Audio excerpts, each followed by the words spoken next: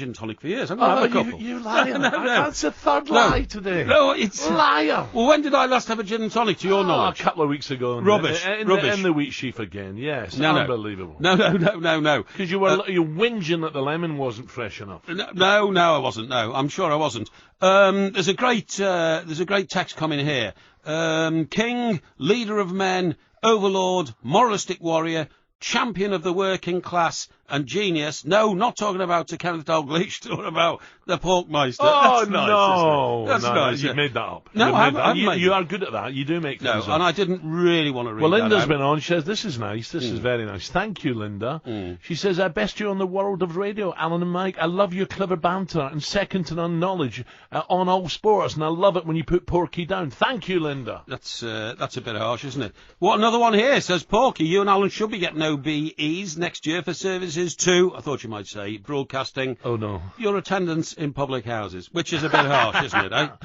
By the way, you said to me, people keep asking me how long Yes. I've been doing this, and I keep saying 18 years. Yes. You're saying it's more. I'm telling you that when we converted what was the old talk radio, which now exists again, of course, in form in this building, into talkSPORT, it was 1999 when we started Was it? And I think you'll find if you go back, that was the first time that you came into...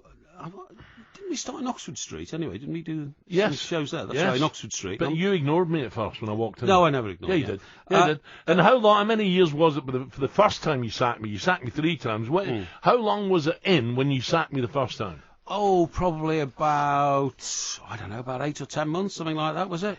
Something like that. I don't know. I mean, we had to get used to your, how can I put it, your sort of rather unusual interpretation of the labour laws, if you know what I mean. Labour laws? Yeah, well, in the sense of common working practices are normally, when you're asked to turn up at a particular time, you turn up at that time. Yeah. But you managed to... I don't remember being late too many times. Oh, no, you redrew all the rules and turned up when it suited you. And that's right. So we just changed the schedules. But that was only in the winter when the skiing kicked in, when the snow came. The skiing kicked in. I'm still trying to find the name of this pub out in Essex. It's just Did you want to say the Thunder or something? What? Or was it something... Essex Suffolk border, did you say? But Yeah, it must have been... That's right, yeah. I know every pub on my side of the Essex Suffolk border, so it must have been the other side. Oh, here we go. The Emma Living side. The Woodman's Arms in Thundersley. Never heard of it. It's got 100 gins. Never heard of it. Well, you need to find it. It's got 100 gins. I have to go there and try one or two. People saying, yes, Alvin Martin proving he was a Liverpool fan, but I don't agree with that. He might have been a Liverpool fan as a kid, but he certainly hasn't been ever since. Kevin in Chester, thank you, Kevin. I knew this was going to happen. I bought Porky a gin and tonic the other week in Chester because he said he'd forgotten his wallet from Kevin in Chester. That is completely untrue. Completely untrue. Last time I was in Chester was because I was up there watching Everton play Newcastle. I was in the Dorchester of the North, which is the Chester Grosvenor Hotel. I've been there. Yeah, the library bar, I believe. Yeah, absolutely. Well done. Good memory. And I did have a couple of G&Ts, I have to admit. Can you let me into the secret, Porky? Yes. The trip to Mallorca. Oh, yes. So I thought you were meant to be in Marbella, and then you changed your mind and ended up getting the wrong plane to Mallorca. Would you like to explain to the nation? No. Because there was pictures flying around of you trying to dive into a pool. No. And God, that had a belly flop all over it. No, it wasn't belly flop. My corkscrew, which is the my expertise dive, right? Corkscrew, that's right, yeah. Back to booze again. Was widely appreciated and greeted But around the world. why did you get on the wrong plane? Now listen, this is a bit of a domestic, but I have 2 wonderful sisters. Yes. One of them was in Marbella. Sue Ellen. Well, we're not going into that, but it was a charity ball, and the other one was in Mallorca. And who's the husband you don't like? Is it Sue Ellen's or Joe's? I like both my brother-in-laws. They're fine men, and I've never ever expressed the view in any other way. But you let one down. And instead of going to the charity ball in Malaga, Marbella, you got on the plane to Mallorca. But and when Sue Ellen found out, she's got the right hump. She won't talk to you now. No. You see, I don't know why you're being so mischievous about all this. We are a very close family. And the point is that my elder sister was out there with a group of people. Can't remember. My younger sister had gone for a bit of a break, and I felt that, she might have needed... She needed a break? No, not necessarily. Everybody likes to have a break. And I tell you where we went, Al. It was fantastic. We went and dined, and I leapt out of an alcove and surprised her. She didn't know I was coming, okay? I bet that was a big surprise. And that was in the Night Manager's restaurant. The restaurant used, in the Night Manager series with old Tom Hiddleston. You know what I mean? Right. Absolutely beautiful.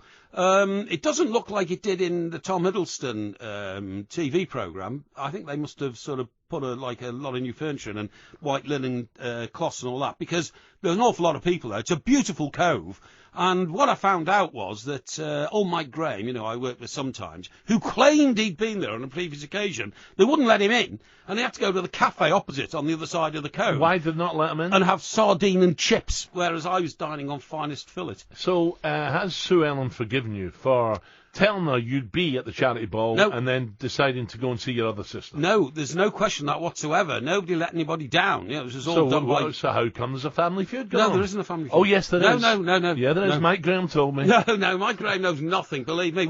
Listen, if you rely on Mike Graham for learning to know how to bond families together, it's like, telling, I don't know, somebody who doesn't know much about nothing, doesn't know nothing about nothing. And talking about knowing nothing about a quick text here. Thank you, Stroudy. Thundersley is Southend, Alan. Tell Porky he's talking a load of cobblers again. Well, it's still in Essex, It's not quite Essex, Suffolk border. Southend. It's still in Essex, and Essex is still the bordering county to yours. And by the way, may I just say that when that charity ball was going on in Marbella, there were a few celebrity people there who could have gone along and supported it. I didn't know about it. And put their hand in their pocket. I didn't even know about it. Children's charities. I didn't know about it. Oh, you didn't know about it? If you'd have told me, I may have. Oh, yeah, right. Yeah, I'm sure you would. Yeah, you might have left the old, local, Sinatra's, and got down there. Sinatra's? I've not been to Sinatra's since 1982. Haven't you? Really? Yeah.